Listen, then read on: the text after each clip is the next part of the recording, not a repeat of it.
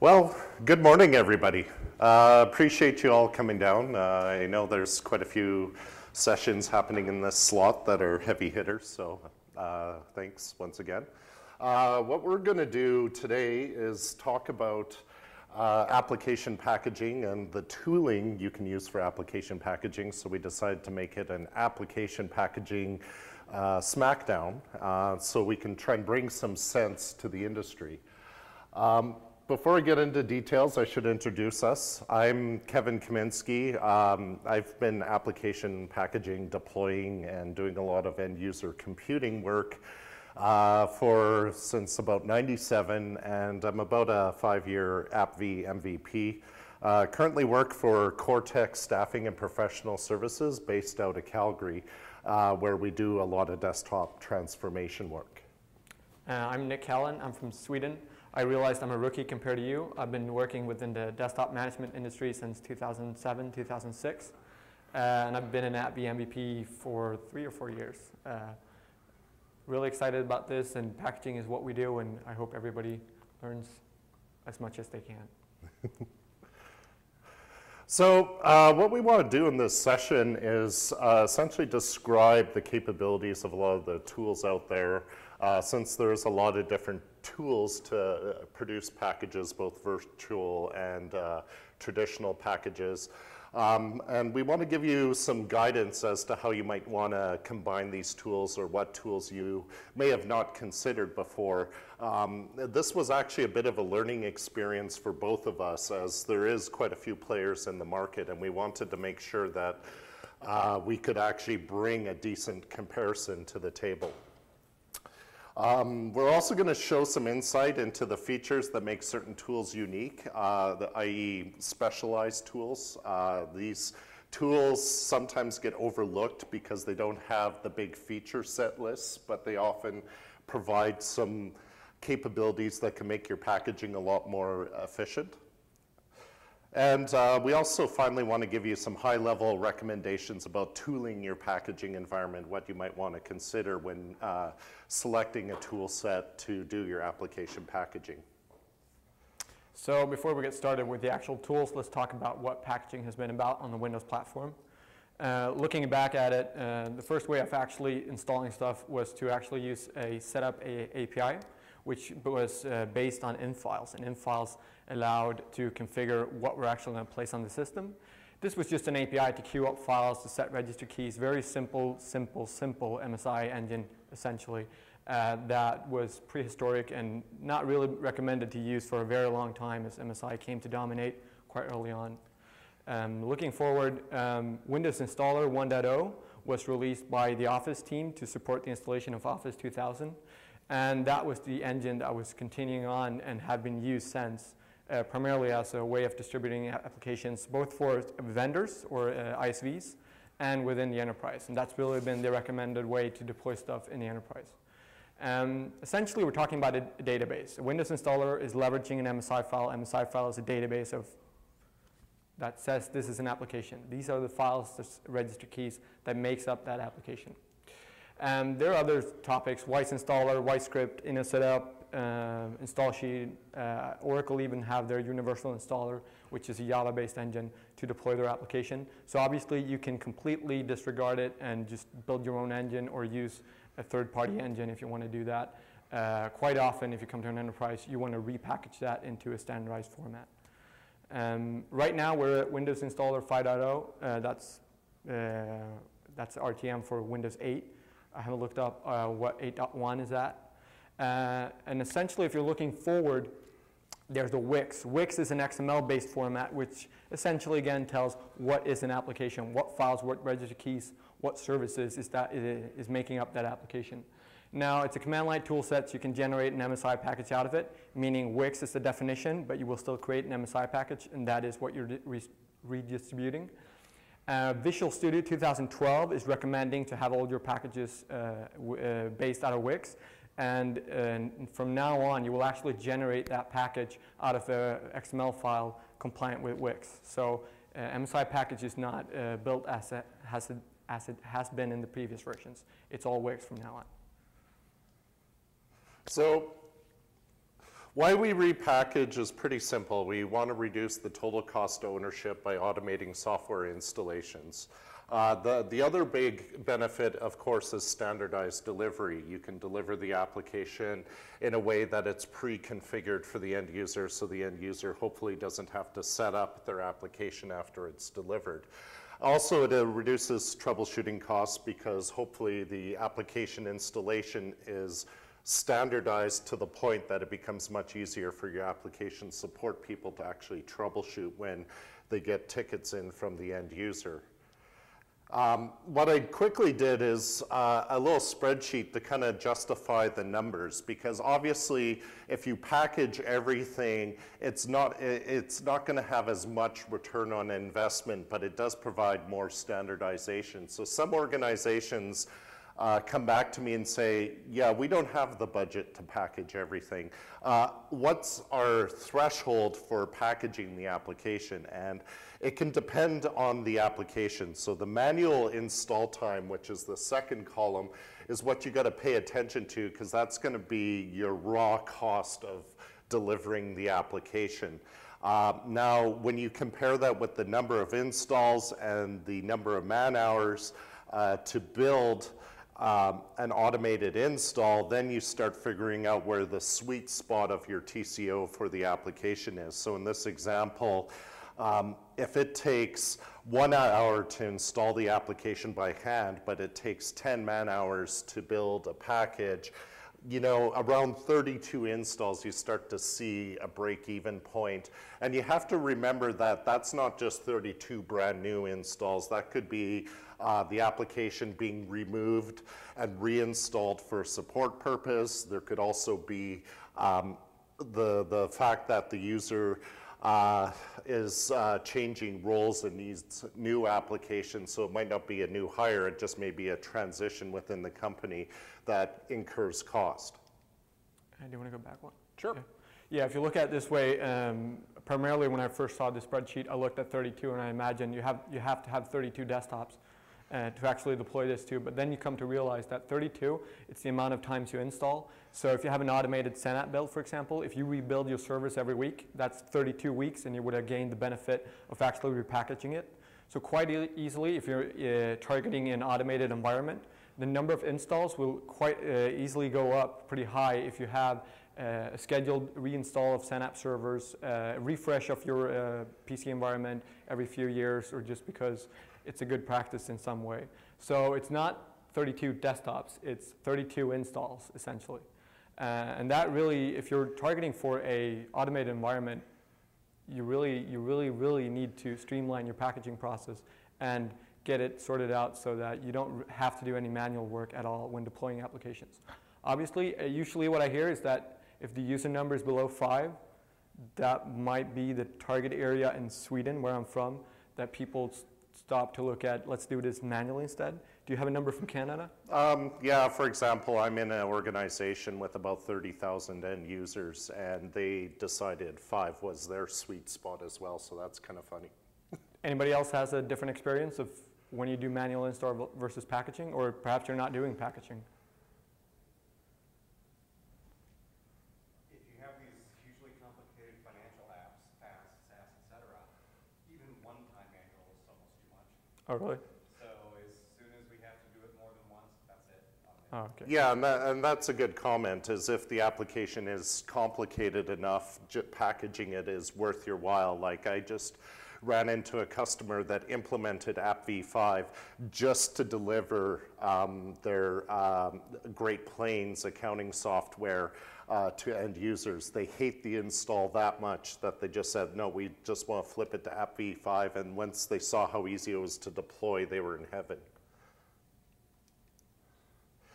So what we're going to do is start off with MSI packaging tools. We kind of tried to break things into groups, but at the same time, these products can have feature overlap. So starting with MSI Factory, I'll let Nick take that one. Actually, we just got this tips yesterday by a guy standing in the speaker room. MSI Factory is basically focused on developers, really.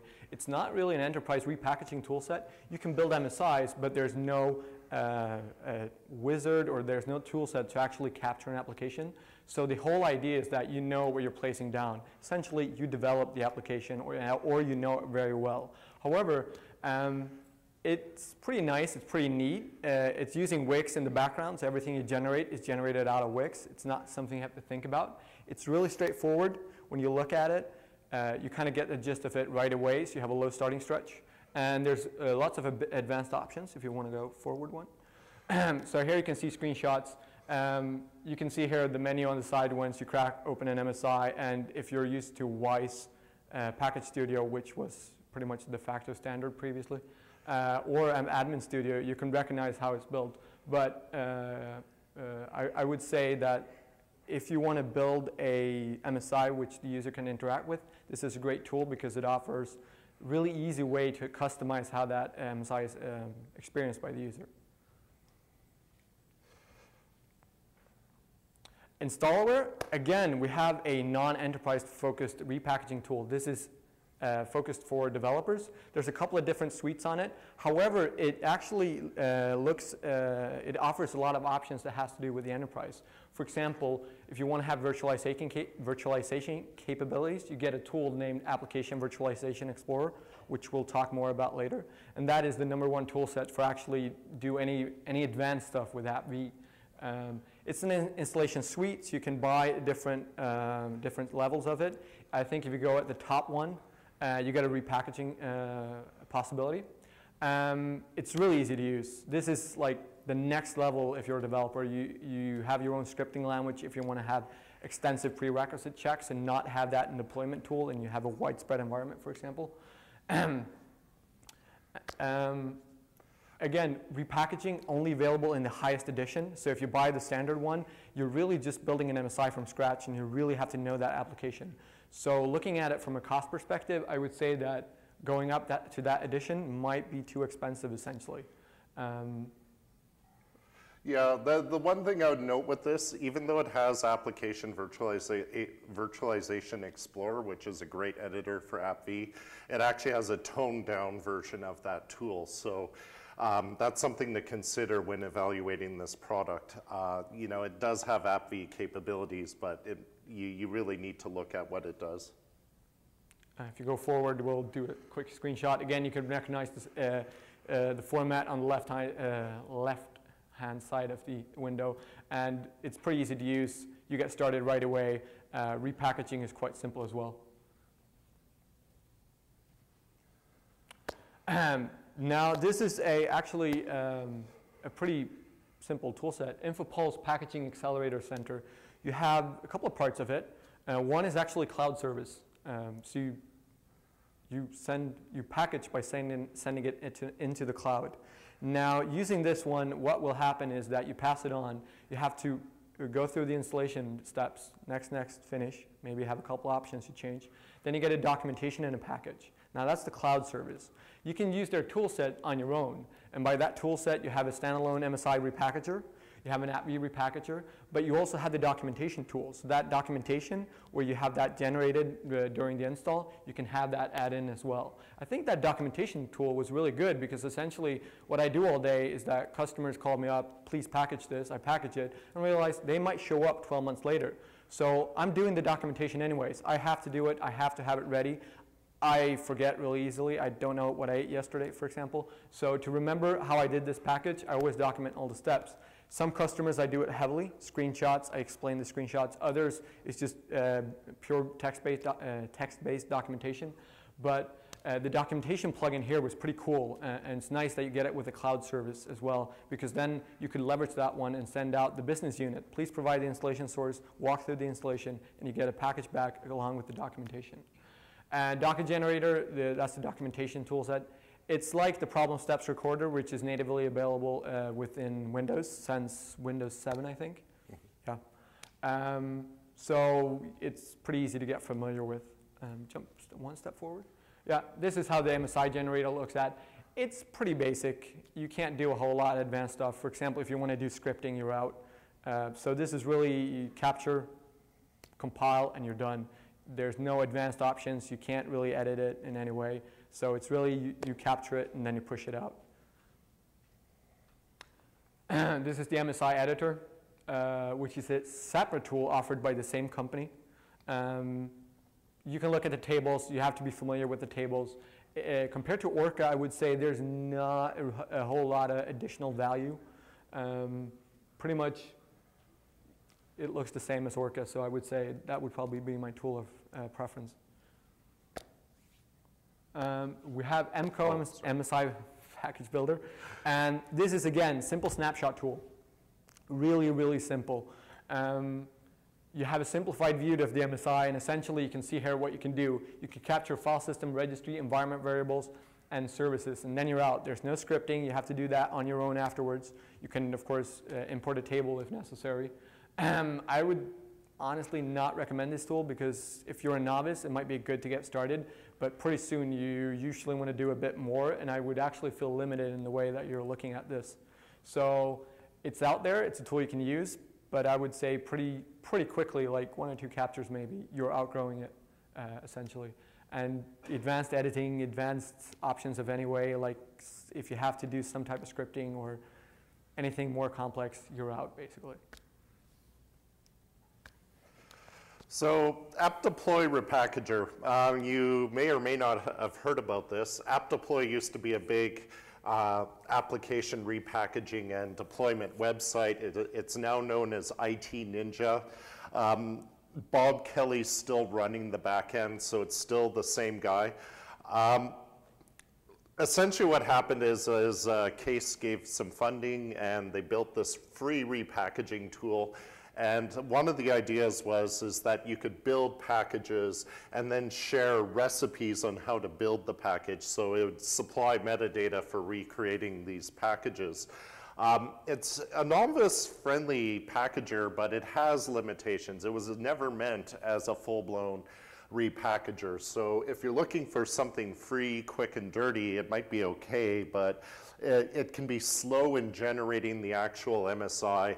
And it sometimes doesn't meet your requirements. Like if your application has services, this will not capture them. So it's not exactly the most advanced tool. I'm not entirely sure on the future of this tool, but it's out there and it's something you can pick up for free from the IT Ninja website. I think last update was 2010. Yeah. It's a pretty cool tool, but if you compare it to the previous one where we're talking about the MCO, you could capture services, for example, in that one, and that's barely suffice. I would say this is quick and dirty for a smaller application. So I'll talk a bit about MSI Studio because this is one of the biggest apps, and I'm sure a lot of you have heard of this. Just curious, how many people in the room have heard of MSI Studio? Yeah, so the majority of you. Essentially, this is the administrator version of Install Shield, so it has repackaging capabilities, it has application virtualization capabilities, it also has application compatibility analysis capabilities. So it's not really an MSI tool, it's a packaging suite, for a lack of a better term.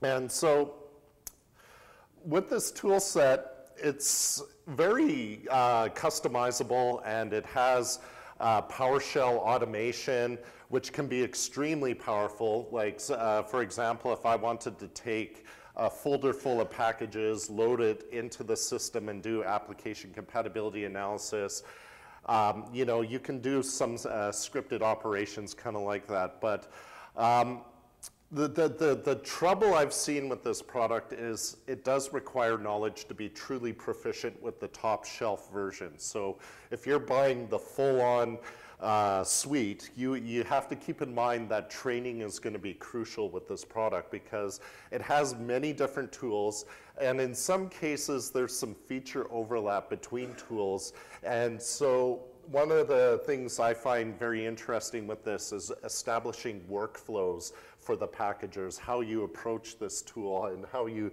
do your packaging. So when I demo this, you'll get a bit of an idea of like, how does this really work? I think the best advice I can give to you is if you want the more straightforward workflows focus less on the individual tools and focus more on using their automated application converter technology, which is really kind of the heart of the suite. What it does is it allows you to connect to your hypervisor. So I'm assuming everybody now has gone away from traditional PCs for packaging and is using virtual PCs for packaging. And what this will do is it'll actually connect to your hypervisor. It'll flip the machine to the right snapshot. It can do an automated repackage, or it could actually set up the machine for repackaging for you, and you can manually do the repackaging, and then it'll collect the output, and you can do analysis on your package if it wasn't an MSI. And that's one thing that's going to be crucial to a lot of people doing application compatibility with these tools. Most of these tools in application compatibility want the application in a pure MSI format, which means no custom actions, just MSI tables with the files, a snapshot of the application, because that data is extracted from the MSI, put into a SQL database, and then they run a bunch of different queries and rule sets against that data to figure out what your application compatibility looks like. Oh, and another thing, this product is probably the most likely to scale well in an organization. So if you have packaging teams in different regions, they can connect to different databases and they can do their packaging. You can ultimately collect those packages into a central catalog if you want. So there's all sorts of architecture options with this product as well that may not be blatantly obvious when you first get to work with it, but it is fairly flexible that way. And it also provides in the top end version a packager workflow, which a lot of applications don't deal with. Most companies I go to, when we talk about application packaging workflow, they either build a custom in-house application, which is my preference, or they jury-rig their ticketing system to somehow facilitate that workflow. So this is the actual install shield interface for it, and my demo will look at some of the other interfaces, but as you can see, it's a pretty straightforward MSI editor, and it looks a lot like Wise Package Studio, and I know there's probably some of you. How many people here are still using Wise? Yeah, a few of you. Wise used to be a favorite for a lot of people, but Symantec has let that product go. And if you like WiseScript, which is kind of a scripting language that's very graphical and easy to use, it isn't dead. You can still find it in Admin Studio. They've basically taken over that technology. However, Wise, as you know, it is gone. It's dead. So if you want to buy it, too bad. You have to move on. So let's break into a demo here.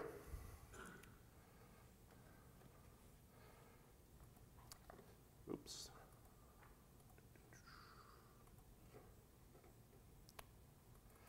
So I'm going to connect into a main VM I have, which has Admin Studio installed. Now, the thing is that this tool set has a lot of different applications that are part of it. So, for example, if I go to my Start menu and look under the Admin Studio folder, there's the main application, which really is just a portal into these other tools that come with it. And of course, you get a copy of Install Shield with the product as well. The main application you'll work within is known as Application Manager. So it's this application here I'm in. And basically what you do is you would import your application media into this application first. It could come from Configuration Manager. It could come from a file share. There's different ways of getting your applications into the system. So for example, I can right-click this folder here for, say, packaging. I just lay out my folders so it sort of follows a bit of a workflow. And I'll click Import. And I'm going to select Single Package File. And what I'm going to do is import an MSI file. You can import EXEs. The problem is EXEs don't provide a lot of information because The metadata of the application and the binaries are all stuck in the exe, and that's not an easy format to pull the application data out of. So MSI is always a preferred format if you want to do some application compatibility analysis. So what I'm going to do is I'm actually going to go and grab an MSI installer I have on my system here. It's for the Configuration Manager Toolkit. Oh, it's not there. Oh, it's this one. There we go. I can apply transforms if I want, as well as Windows installer patches. It can combine all that data together. And I'm going to import it into my packaging folder. And so it'll just take a moment or two to import this information into the SQL backend. And here I have my application in Application Manager. But before I go package it, I'd like to know a little bit more about this application. So I click the Test Center tab at the top. Oh, good. And basically, it gives me the layout of all the test results for different tests I can run against it. So I can select which tests I want to execute against the application, and there's a variety of different tests. If you get the top-end version of this, you actually get more tests than you see here. It's just my NFR license is limited to what you see here. So all I have to do is say execute tests. So I click one button. You see a bunch of outputs scrolling in the bottom window. It does a bunch of tests. It runs through pretty quickly. And as you can see, it's listing off some errors in the summary. I can go to the different tabs. So for application virtualization, it didn't detect anything that would be an issue. For RDS, it has an issue with some of the EXEs, not having a TS aware flag. It has some issues with the Windows installer database. So if you're worried about how the MSI is structured, it has checks for that as well. And my favorite is the application conflicts, duplicate GUIDs. Even AppV, it checks for AppV conflicts like duplicate root folders for the packages, and making sure the installation roots don't conflict. Now, the cool thing is that it has fixing capability, so I could go to an error that has a wrench, right-click, and say suppress if I don't care about it. If there's an automatic fix, this fix item would be not grayed out. I have to go reference the actual error to know how to fix it. So if I go to the execute tests, I can find more information about that error and how to fix it, but I just won't drill down that far right now. The other thing is that there's sort of an easy button. So you can click this resolve issues button, and what it'll go is it'll fix whatever issues it can automatically fix. And then it basically spits out a transform containing those fixes that you would deploy with your package. It may not fix everything in the test center, but at least it provides something that's better than what you got. The next piece I'm going to deal with here is going over to actually doing some repackaging. So this is what's called the automated application converter. So I can have different virtual machines in here. I have one for testing, the top one's for repackaging. I can have different snapshots for certain test scenarios. I can have different snapshots for different repackaging scenarios. So I might have a snapshot without the sequencer to do repackaging. I might have a snapshot with the AppV sequencer because I want to use the AppV sequencer for repackaging. They also have their own native capabilities for making AppV packages. So they have an alternative to the sequencer. And you might wonder, well, why would I want an alternative to the sequencer? And it might be because the sequencer does less API hooking in version 5. Version 4, it does more API hooking. And sometimes that blows up applications when you're sequencing. I know I've seen several applications that when you try to install it with the sequencer on, it just blows up. And that's due to this API hooking that's going on in the background. Now, if you use the install shield toolset, you can do a snapshot monitoring, which does no API hooking. You'll get a lot of noise in your package, but chances are you'll at least get a capture, and that'll at least have the application data, and then you could take that MSI from the capture and convert it into an AppV package. So what I'm going to do here is activate the automated application converter. It's wizard driven. So what I'm going to do is say I want just to get an AppV version of the package. I want it for Windows 7 x64, so that helps me select the right virtual machine if I want. And then I can start the conversion wizard for the application. And one thing I just realized I got to double check. Oh yeah, I'm on the right application. Good. Cool. So what it's going to do now is it's going to actually talk to my host machine here, which is actually running Server 2012 Hyper-V, and it's going to flip over another VM to a snapshot for packaging. So this VM just started on the right snapshot. You can see here it's connected back to the Admin Studio VM that I have running the automated application converter. You have to be a little bit patient. It takes a few moments for things to fire up. But basically what it's going to do now is it's connected to the back end. It's going to fire up the AppV version 5 sequencer and assist me with packaging this application. So once the AppV 5 sequencer is launched, it should also launch the installer for this application I want to sequence, which is a virtual serial port application. Yep, go ahead. What edition of AppDeploy is this? Oh, but this is, by the way, 2013. So this got released. Is it standard? Yeah, is it standard or? This should be enterprise, but it's. We use enterprise, so I'm a PM friend. Okay. So what you're looking at right now is enterprise. With the virtualization pack? So what he's doing is with virtualization pack. Okay. And 2013 was released on July 16th. So follow-up question of all the different tools that you showed, is Admin Studio the most expensive of all? And It depends what you want. So there's a lot of different versions of Admin Studio.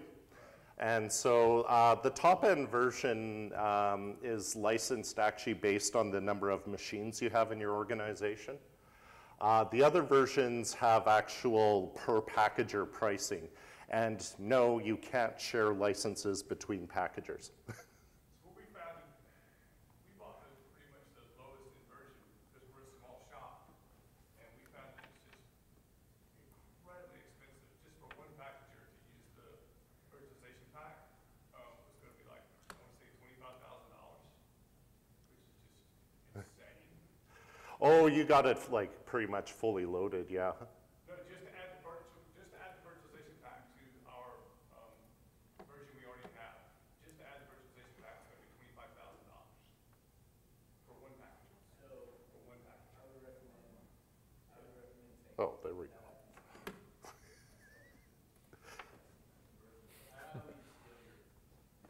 No. That's fine. I was freaking out because I'm like, please launch, please launch. But the virtualization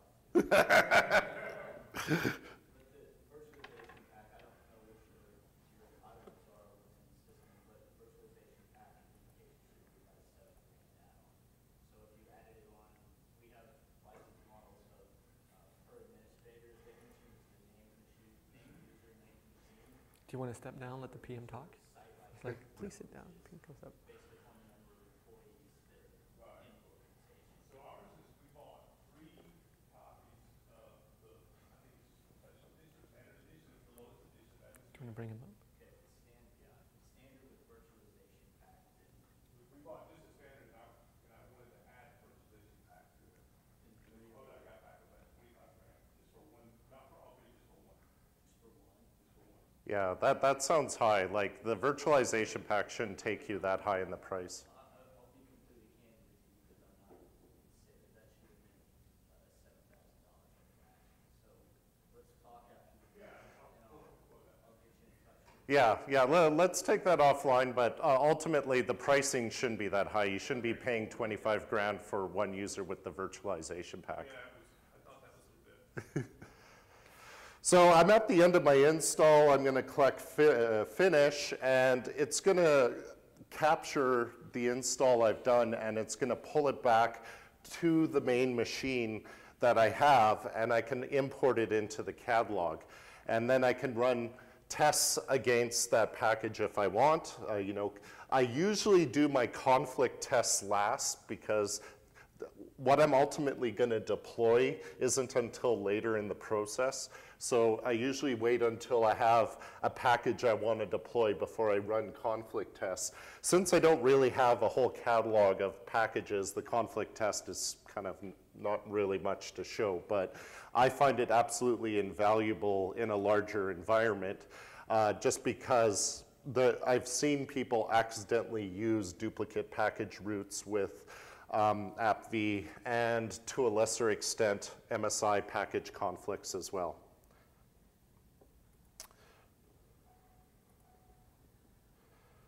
So, how are we doing for time? Oh, good. Oh, my timer reset. Awesome. So,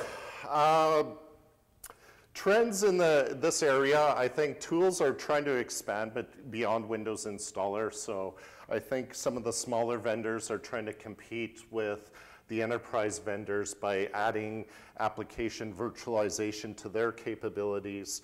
AppV integration seems to be the preferred virtualization format for a lot of these vendors to adopt. I see the most integration happening with AppV. Enterprise vendors such as Flexera are adopting application compatibility features. So Flexera typically wasn't an app compat vendor, but now they're in that space. Competition doesn't really exist when comparing it against Admin Studio in this area. Wise was probably the best competition, and for whatever reason, Symantec decided to turf it. So I really think that's kind of been an issue for some people, is like, okay, what is my alternative? And we think we found an alternative if you're looking for that, and we'll discuss that later in the deck. And also, just a final note, the smaller install authoring vendors are entering this repackaging space because obviously there's money to be had to have repackaging capabilities. I'm really worried that there's no competition out there. It's Admin Studio that offers the enterprise capabilities. And like you said, we have one possible option that you could go with if we want to do packaging in enterprise.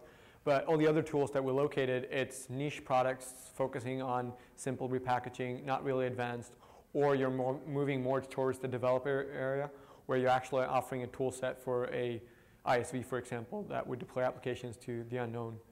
You're not really targeting a enterprise environment at all. So we have the PM here for Install Shield. Admin Studio, yeah, and it's, I mean. So what I would say about that is, and I say that, I get asked this question a lot, right, is once Symantec stepped out of the game, is that we try to build Admin Studio in such a way, you've already talked to it, we try to build it in such a way that it's a toolkit, right? You got your hammer, you got your wrench, you got everything else in there. But as you said, there's niche players out there that do some of these certain pieces. And so if you need a hammer, go buy a hammer, right? If you're just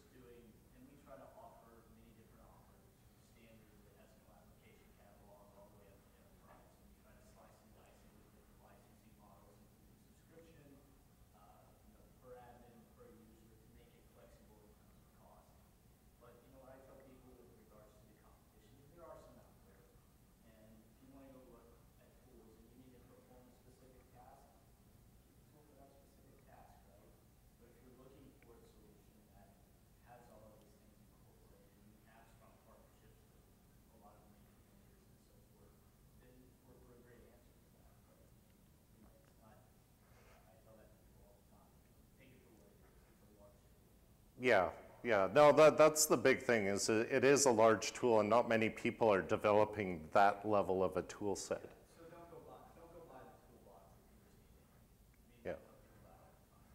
Our sales guys would never tell you that.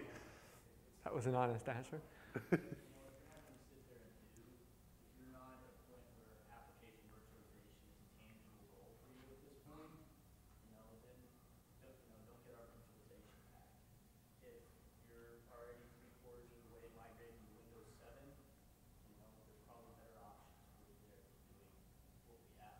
But we've had features in 2013 to help accelerate Windows 7 migrations with PowerShell scripts. We've added new API calls that may help you do that, right? So Yeah, I think that's really the key is just, you really have to look at your situation and just be like, do I really need to buy this or do I need something that's a toned down license? Because that's something I often get feedback with is, I've had customers that have bought the whole suite of Admin Studio and then get frustrated because their packagers aren't using the whole suite.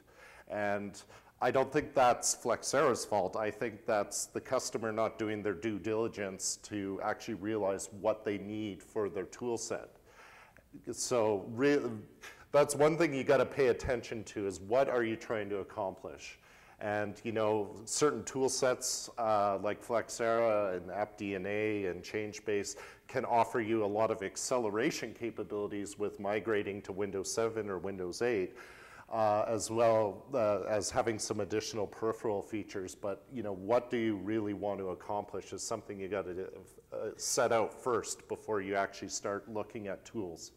the other thing I would add is that if you're looking for something to do through the marketing gobble and so forth, its own website, the application readiness blog that's out there. So if you go to flexerasoftware.com, resources and then blogs, all of our technical consultants and myself and the engineering team all create blogs all the time that are just based on functionality to refine and best practices and things like that. So it's a good resource to get to understand. If you're not understanding from one of the SE what functionality does, it's a good way to get good information. Okay, yeah? Can I ask you a question? Or you can, Yeah, sure. so another question I wanted to ask, you mentioned training earlier. Yeah. Have either of you guys taken the Flexera's Admin Studio training class? And there's a reason I'm asking, and I'm going to tell you why. Well, to be honest, I haven't actually taken, I've actually got a copy of their courseware. I haven't sat in the Flexera training. Tim Mangan and myself, we actually wrote an AppV course for Admin Studio because that was something they identified as their courseware really lacked. So I know the AppV courseware good, but the rest of it, no. The reason I ask is I've heard from several different people that training is very geared towards developers who are writing MSI from scratch rather than guys that are trying to repackage for like deployment. Okay. I don't know how the market is if everybody's offering official training, but what we do in Sweden is that I don't think we're selling the official training. You're not doing the Flexera offered training or that, honestly, the training kit you wrote part of. But essentially you have senior packages who they wrote training for WISE and now they had to move to Admin Studio, so they have to learn it. What better way to learn it than write the training material? So they make like a 2-day or a 5-day class and you offer it to students. So that in Sweden, training is more focused on senior experts really offering their opinion, this is how you use it, and considering they're coming from the space where you do traditional enterprise packaging and not the developer style, it's really focused more towards that end. Yeah, I actually ended up taking a third party because what I heard, I've actually written the training for a Swedish company. Yeah, and as a shameless plug, I think the AppV modules that Tim and I did are very real world examples. And so I have a lot of confidence in that. So yeah, it's interesting to hear that feedback that it might not be real world enough, but. Well, it's just, I mean, I've heard several people say that it's just not a good training for like as a config manager. And they say it's a horrible training for config managers. It's a good training for developers. Oh, okay. Yeah. Well, yeah, it doesn't touch on config man a whole lot. Config man, especially 2012, is its own world. Well, I said that wrong. They say it's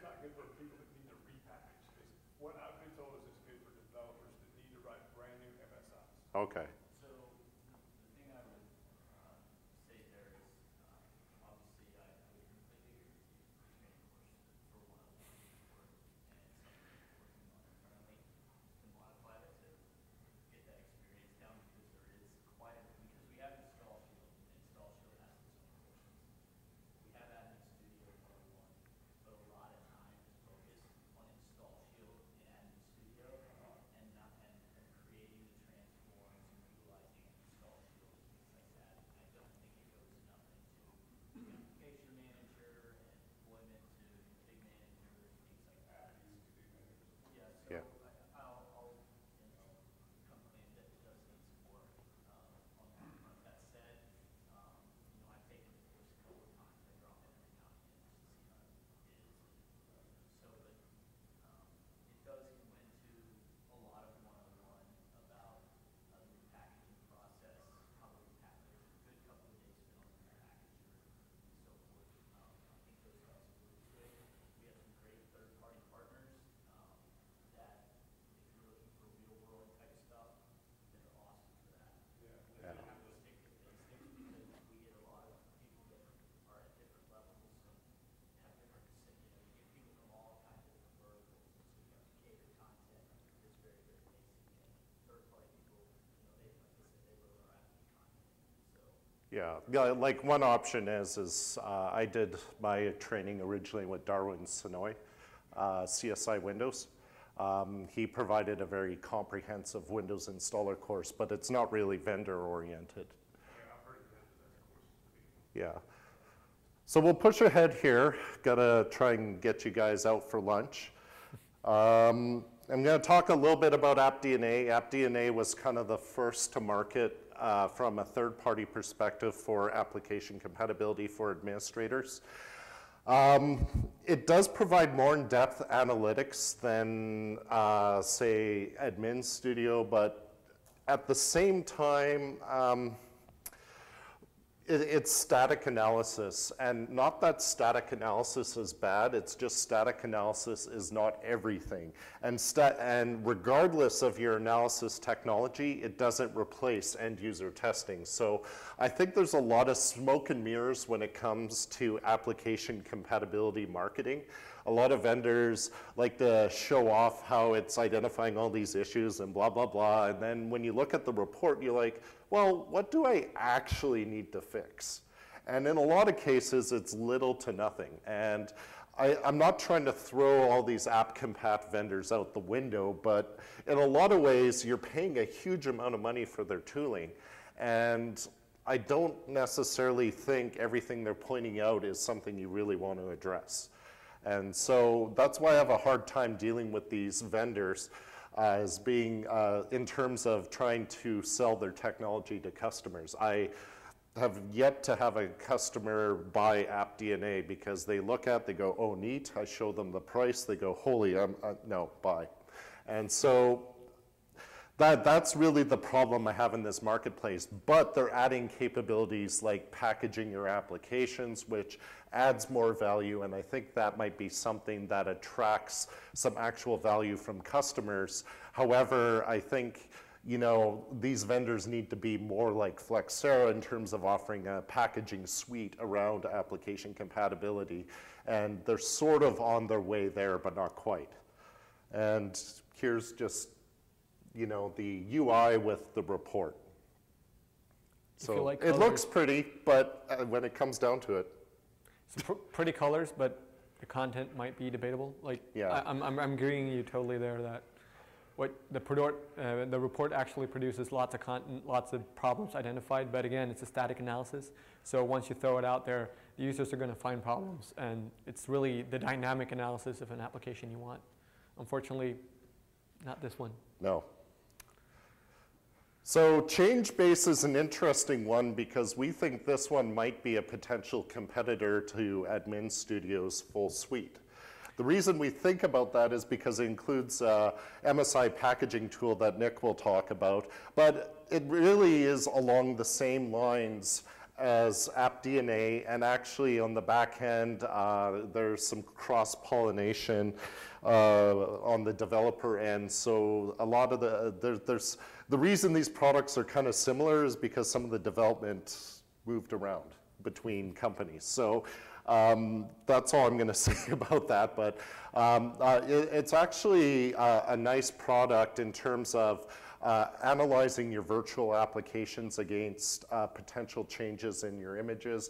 And one thing I think that's cool that should be more prevalent in this area is analysis against Microsoft patches. So when it's Patch Tuesday, how much risk do I have for application failure? Because ultimately, Patch Tuesday is a black box, and most people I go to that deal with Patch Tuesday, what they do is they have a group of users they deploy to, and it's usually IT, you know, people supporting applications, as well as other IT users. And if nobody complains, 2 weeks later, everybody gets the patch, and hopefully nothing breaks, and it's a lot of finger crossing. I kind of like that one, patch impact analysis, because looking at it, I'm saying over the course of the last 6 months, I would say that Microsoft's internal QA testing of patches have not been so stable. So stuff has been breaking more the last 6 months compared to looking 2 years backwards, for example. And if you can have this patch analysis, awesome, that's great. You perhaps, well, like kind of expected that if something occurred, it would be that app. And that would be a great selling point for this tool. Mm-hmm. So just another shot of the UI. This is just various tests you can select. In a lot of ways, the reporting is very similar to that of AppDNA. If you look at it, it's odd though, because now we're talking about a repackaging tool and we're on the application compatibility area. So this is actually included as part of ChangePace, I'm assuming depending on what edition, and unfortunately I have not set myself into the licensing and I try to avoid it. This tool, the MSI Studio, is not actually ChangePace or Dell. It's a purchase from ScriptLogic. So when you install it, you actually see ScriptLogic on the start menu. They did not clean that up yet. This is an enterprise repackaging tool focused for enterprise admins. And if you really want to look at a competitor for Admin Studio, it's not as full-blown. It doesn't have lots of the fancy bells and whistles. But yes, it does a good job of actually handling an enterprise and doing repackaging. It's pretty easy to get started to, and you can do the more advanced stuff as well if you want to. It has enterprise database capabilities. I don't know if it scales out as well as the Admin Studio, so I'm not saying it scales out worldwide to multiple packaging teams if you're running several factories across the world. And advanced options, if we go forward one. Basically, you recognize the format. If you've been using Wise Admin Studio, the layout is pretty simple. You can do you can run it on a local machine or a remote machine, so you can actually deploy it out pretty easily. There's no automation for it, so you can't, like what you did, automatic conversion to a different format. It's quite simple. You get started really easily. Should I take over? And I guess there's some history with this, because you might remember Winstall. And Winstall is essentially the ScriptLogic Dell tool. So this tool has been around for a long time. It hasn't been updated as much as other tools, but it has history. So a lot of people that own both ChangePace and Admin Studio. Yeah, like for a while there, ChangePace was OEM'd into Admin Studio, and then that kind of got separated out. So Admin Studio is now doing their own thing, but you could buy, and that's something we talk about later, is you could buy a low end of Admin Studio because you really like how it does MSIs, but you want ChangePace for the application compatibility analysis because you really like how it does that. That's exactly what we did. Yeah. It's common for people to do that. Yeah, in some cases, like, you know, this isn't, this market is still pretty open. I see all sorts of stuff in different organizations. I tend to find Admin Studio in the bigger enterprises, they tend to buy into the whole suite. Smaller organizations are a little bit more choosy about what they're actually spending their money on. I'm just going to do a quick show off of how it looks. Like you can see here, if you recognize WISE, you will get familiar right away. Repackage an existing application, create a new transform. You can open projects. I think you have pretty much the same shortcuts. The enterprise database is a software warehouse. This is really not a developer-focused tool, so this is coming from people managing desktops.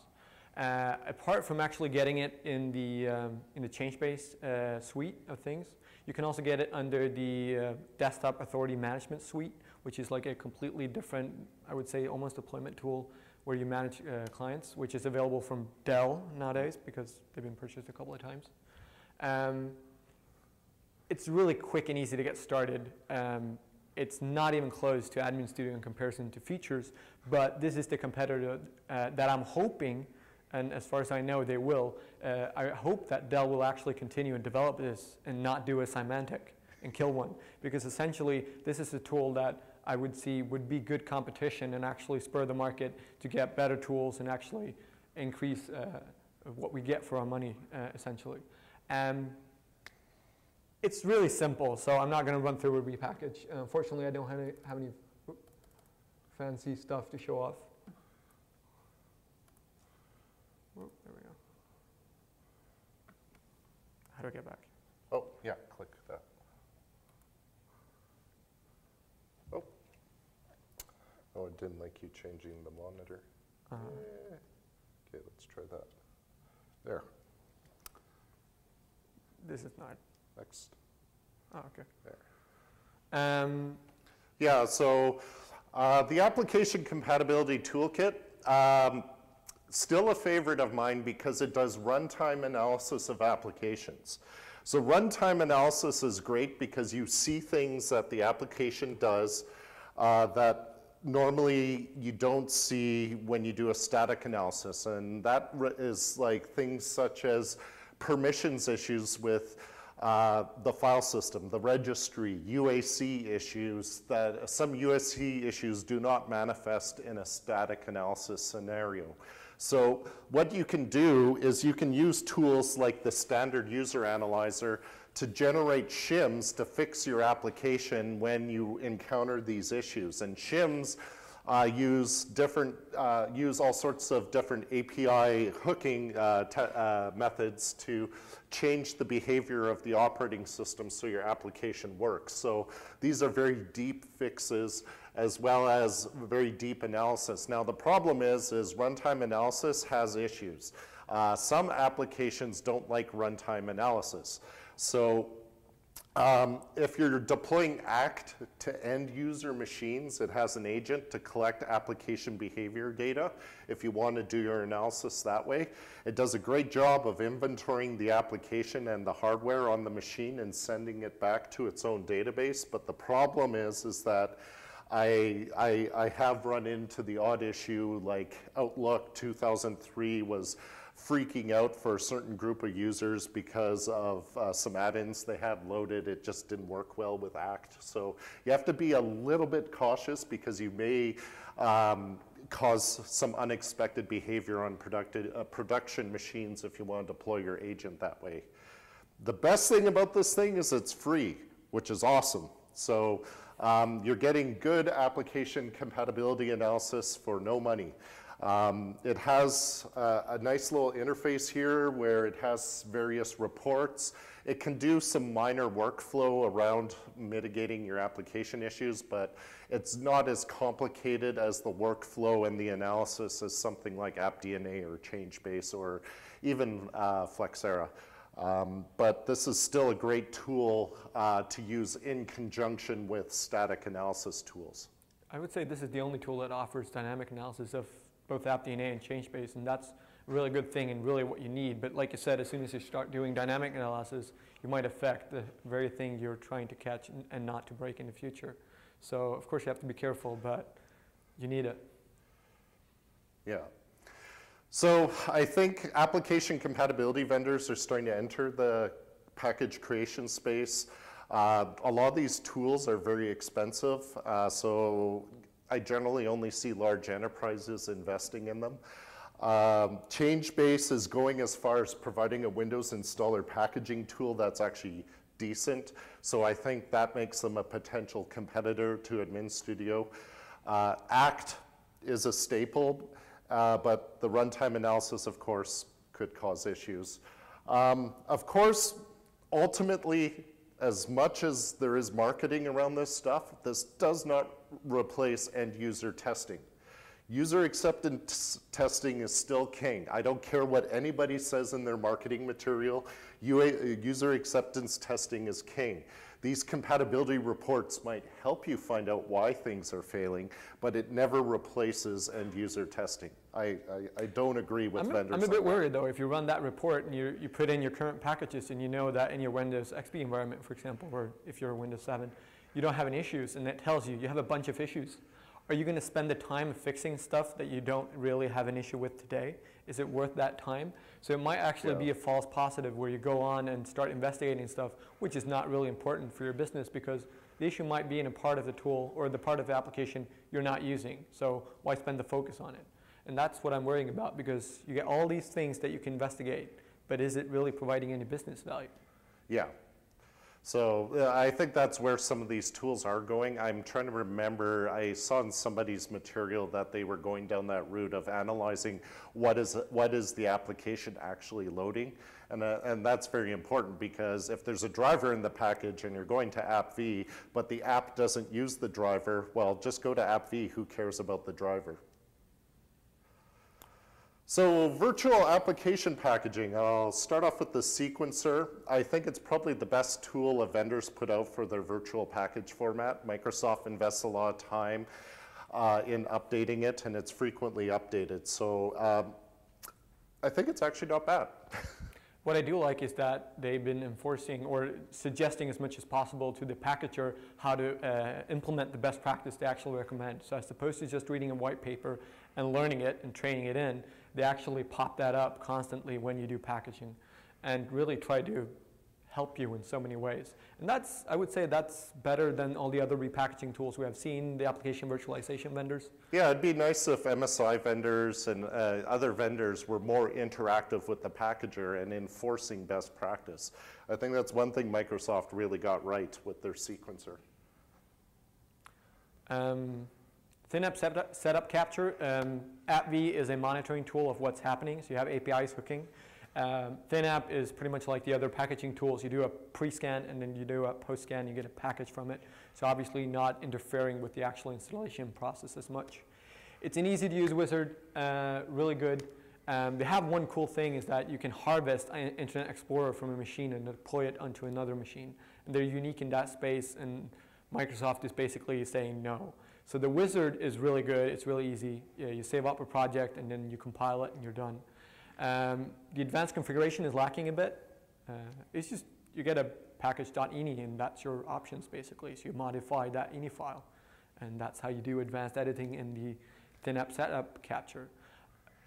AppV is barely better, kind of not. Like the advanced, I think there's 2 advanced options in the GUI. Well, I appreciate Microsoft at least gives you a GUI. Now you can pick on what their GUI does, which Nick likes to, but at least there's a GUI. But package.ini, if you're not going to develop a GUI, package.ini, yes, that is a good idea and you have everything. If you don't want to edit something, just comment it out and knock yourself out. So I think this is a pretty cool, if you go to the next step. This is how the wizard looks like. Pretty simple. You get started really quickly. This is how you harvest IE basically, and it's just 3 options and go for it basically. So I would say this is as simple as can be. I would say. Yeah, it is straightforward. Is there any? There's no other vendor providing the ability to generate ThinApp packages, is there? Well, there is, but the thing is that as far as I understand it, you actually have to install the ThinApp packager on the machine to generate the package. So people aren't actually generating their own tool to build the package. It's more like they have a wrapper around their packaging tool. So semantic workspace virtualization, wanted to bring this up. We don't see a lot of it. I kind of like it because it takes kind of an opposite approach to application virtualization.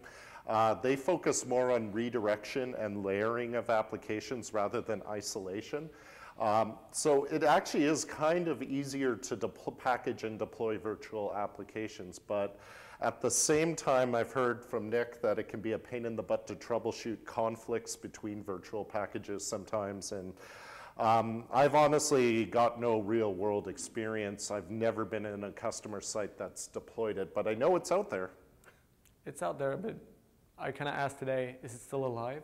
So I have not met anyone. Yeah, Symantec owns it, so I don't know if the future, yes? Is that what they acquired from Alteris? Yeah. Okay, I remember playing with that back in like 2007 when they say, hey, techies, go out and download it and play with it. Yeah, Altiris had it originally, and it was actually, this one has a long history. It's just it never got traction, really. They still update it now for personal use. Oh, really? Oh, free for Cool. personal use, so there That's you good. go. That's really good. So just a quick look at the UI. They have a UI for editing their packages. Seems to have lots of options, you know, that you would typically do, registry and variables and stuff like that. So doesn't look too bad. So trends, AppV sequencer, probably one of the most updated tools. Other vendors supply enough tooling to make packages. And of course, Citrix is still in the game, but if you didn't notice. Citrix is out, Symantec is in. Yeah. Citrix killed it off, and basically they're saying go to AppV5, and that's what we're supporting in the future. So Citrix had a neat idea, and it really integrated well with their other offerings, but it's gone now. And we have been kind of waiting for it. It's been... Yeah, it was rumor for a while, and it finally got killed off. It was the checkbox to begin with. Checkbox. Yep. Yeah, we have that. So we're almost there. If you can just bear with us probably 5 more minutes, we'll go through the niche products. How many words a minute can we do? Yeah. So Orca, if you do Windows installer, you might know of Orca. It comes with the platform SDK or the Windows 8 SDK. It's free. It's a great little editor, but it's not, you have to know Windows installer. It's very easy to break a package if you don't know what you're doing with this tool. The one annoyance is that it locks files. So if you have that file open, it's locked, and you can't test install it. Now, if you compare SuperOrca, which is this very small tool, easy to download, table editor, pretty much looks the same. It does not lock a file if you open it. So you can have it open, then test install. It's very similar in offering. You have search capabilities, for example. So it's very similar to Orca, but you do get some additional things like not locking files. If you go one forward. As you can see, they're pretty much the same. If you remember the MSI editor, it looks the same. Essentially, it's just a view of the database. And like you said, for these tools, you really need to know how the database is structured to be sufficient or proficient within the tool. And you're really depending on your own knowledge in the end. If you jump forward, we have Instead. There's actually 2 editions. One is Instead. Instead is free. You can download it, publicly available. The other one is Instead Plus. You get some more capabilities. Specifically, you can import reg files, you can update the cab files, and so forth. So you get some more advanced stuff. Apart from that, yes, this is a editing tool for the tables. However, you do get so much more. One, you have a checkbox named Enable Row Reference Tracking. That means that you can see what other tables and rows in that table are being referenced. So you have a file, what components is that part of? What features is that part of? So you can jump around and follow a file around or follow a certain value in a table. The other part is that if you overlay an MST file, you actually get color coding. So you can see the difference between the original MSI. You can see if something was deleted or if something was added. So green, for example, is add. I think yellow is you removed it. Oh no, red is removed it, and yellow is something else. And it's really easy to see, like you can see what tables have been edited by color coding and what in those tables have been editing. So I would say, Instead, the free edition, I use it all the time. I basically live in it, and it's a great tool. This is probably the most underrated AppV tool. Källén, was it Sanomäki? Sanomäki, he's from Finland. Yeah, he lives in Finland, brilliant guy. He made a AppV advanced editor. It doesn't do repackaging, but if you want, I often have customers ask me, well, I have AppV, what should I spend my money on to enhance my AppV environment? This is probably what you should be looking at. I buy it just because it saves me so much time to make surgical edits to AppV packages. This is like the instead of AppV. Rather than using the AppV sequencer, which has some limitations. This one also has some extensions around the actual use of AppV. So he actually builds in some wizards that can set up run as accounts. So if you need your OSD to elevate to administrator level to install, say, a driver or something physically into the operating system, or run something as administrator to reconfigure your firewall ports because you're not using Configuration Manager to deploy the AppV package, it's a great little feature. It encodes the username, password in the OSD, but it's all encrypted. It works great. If you're doing scripting, this has probably got one of the best editors for adding scripts to your OSD files as well. So I really like the use of this package. You can export files, you can import files. Same with the registry. It'll import a reg file, which the sequencer doesn't do. So lots of features packed into this program. When you use this tool, you realize there's so much you don't see in the sequencer. And if you did not know this tool, you would be like, oh, wow, can I do this? I think all of us have fired up organized this mic in my background and to tweak something, whatever, right? One-off sort of operating surgery, like you said. Yeah. So this is me here. What do we do about changing the tree? This throws kind of a lot of our process and documentation straight out the window, where we're going after it's been packaged and then tearing pieces out of it, or changing parameters in various checks or whatever it is. Yeah. How do we deal with that? Well, so if you look at it, I document. So I write it down, and then I do change control manually by having a Word document. Back to our ticketing system. Yeah. Yep. Press gang into I would say that all these standalone tools, that's pretty much how you do it. If you want that change control, I don't know what Admin Studio offers, but Yeah, it goes back to workflow a lot of times. The application virtualization explorer is nice enough to back up the SFT file for you, so you have something to fall back to. But just got to remember what from you a did. process standpoint, this is where I find where a lot of customers have to develop their own workflow solutions because they find their ticketing system isn't granular enough. So often I've even seen customers where a ticket comes in and then the ticket sits there while this other workflow system tracks the real packaging. And then when the package is done, that ticket gets kicked back out. So it's packaging has, if you have ever tried to do a full workflow for how packaging is done, it usually never fits into a ticketing system. And often it's really painful to build into an application because there's so many, well, if it fails here, it goes over here, and if it fails over here this way, it's got to go over to here. So yeah, it can be pretty nutty. So I won't get into the demo with this. I was going to show the GUI a little bit, but this thing is something worth picking up. There is a free demo on the website. Honestly, it's money well spent if you do a lot of AppV work because it's so surgical. And also it prevents errors. My biggest problem with packagers is when they edit XML files and make errors. Because then they come to me and go, oh, I found a bug. And it's like, no, you made a mistake. So this prevents that kind of problem. So and even Admin Studio has a similar editor, like an AppV surgical editor that you can use. That they built, and I prefer to tell my packagers, unless you really know what you're doing, use these editors.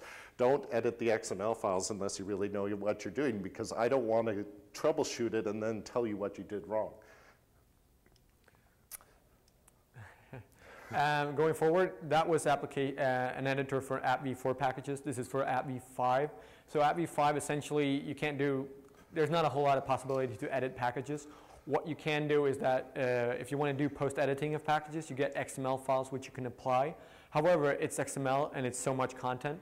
So there's an editor out, if you skip forward, which basically, it's a nice editor of that XML file. So as opposed to doing the XML edits in Notepad and screwing up, you now have one that can apply it correctly every single time. So this one, it's free, available for download. There's 2 guys from the UK who's developing it actively and consistently updating it. So hopefully this can allow that post-packaging edit and do that surgical fix quite easily and without any errors. I think, yep. So MSI and AppV seem to have a lot of add-on tools. Windows Installer probably has the largest tool ecosystem, followed by AppV and then Wix, and then you start getting into the rest of the tools. So the reason I brought this up is just really where is the developer ecosystem focusing, and this is the way we see it today. It's not Symantec, not ThinApp. No, sorry. I don't know why. I really don't know why. It's just more people seem to integrate with AppV. Yeah. So overall trends, last slide. I think we're done, and please stay patient. Changebase may be the only enterprise alternative to Admin Studio. That was a little bit of a surprise when we did this analysis. So, you know, if you're kind of looking at it from that perspective, you may want to compare those 2 products. Now, if you're looking at what you can do aside from that, you really have to look at, well, I can pick different niche products, you know, pick different hammers or tools to put in my toolkit to address specific issues or specific scenarios I need for packaging. So ACT might be your application compatibility solution because you don't want to spend any money on it. MCO or Admin Studio Standard might be something used for repackaging MSIs. Instead might be your advanced MSI editor, though actually Admin Studio does a pretty good job. The AppV sequencer, you might say, you know what, the AppV sequencer is good enough for AppV and that's what I'm going to stick with. So you really need to focus on what your requirements are and flush that out in the beginning, because it's going to make your decision tree with all these different tools a lot easier if you actually know what you're trying to solve. Because, you know, it's far too easy to get caught up in the marketing and not actually buy what you need. I'm actually mostly used to the fact that, yes, you have different tools from different vendors to perform that niche or that specific task you have to do. So buying the full suite, I know you have experience from it. I'm not really used to it. A company we have this for repackaging, we have this for virtualization, we have this for editing. And if you look at the list here that we suggested, basically one of them costs money, or 2 maybe, and that's it. And the rest is free. Just pick it up and use it. And that's usually why you don't have to find the budget to actually purchase another tool set. So that's usually what happens, is that you pick the tools and then you make your workflow work in the company and leverage an external system to actually do that part. One of the tools here, Application Virtualization Explorer, if you have AppV, I would spend the money, like, no doubt about it. It's $400, $500, I don't know. Yeah, that's, roughly. They price it in euros on the website. Yeah, that's the one I can single-handedly saying it's an extremely good buy. But essentially, yeah, apart from that, I'm used to the pick your tools. And it's always a bunch of vendors involved, essentially. Yeah.